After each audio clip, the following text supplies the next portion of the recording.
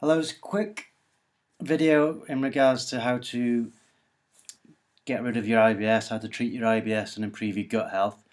I'll start off with the kind of instant things you can do to notice a difference.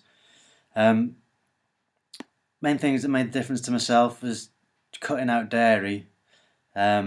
Controversial thing to eliminate a food group, but for me personally it was made a massive difference. If you are really struggling, it might be worth a try. You should always consult your doctor.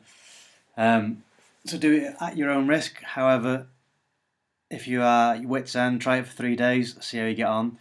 The other thing that seems to make a big difference to people is VSL3, which is a probiotic supplement that comes in sachets. Order that from their website. I'll put a link in the video description below.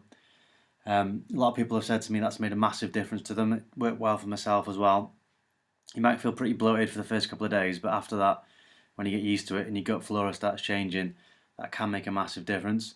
For an overall long-term positive impact, however, look to make sure there's no damage to your gut lining.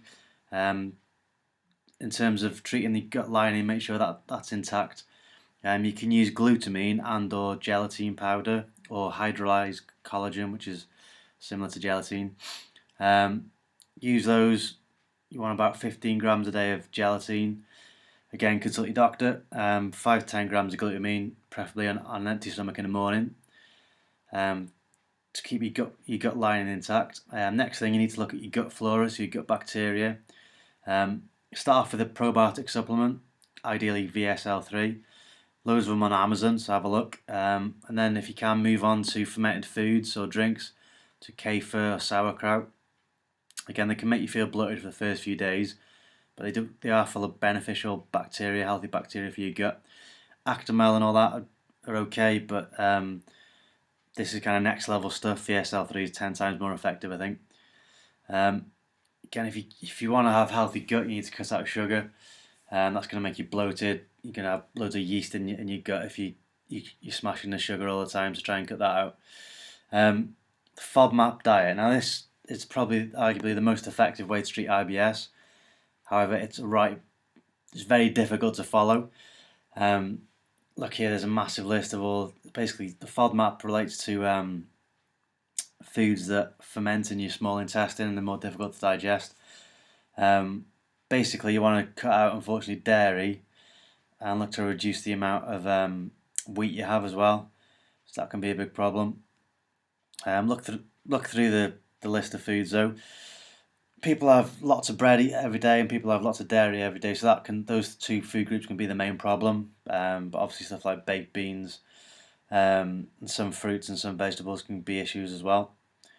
And then the controversial one is CBD oil or cannabis oil, whatever.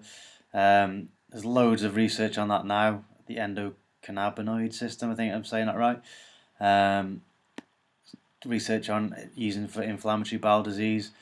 Got mine from, I've got a vape pen and I use Cannavape CBD liquid, or I also use the CBD Brothers, the blue hemp liquid that you put under your tongue, hold it under your tongue for 3 minutes. Pretty expensive, unfortunately. It does seem to help. It helps reduce anxiety as well, which can contribute to your IBS as well, so worth looking at. But I would say in terms of anxiety, massively underrated supplement is magnesium. Have a look at magnesium and glycinate and look to say that in the evenings. But good luck. If you want to discuss anything with me, just send me an email via my website. So I know debilitating it can be, having really bad stomach issues, so good luck with it.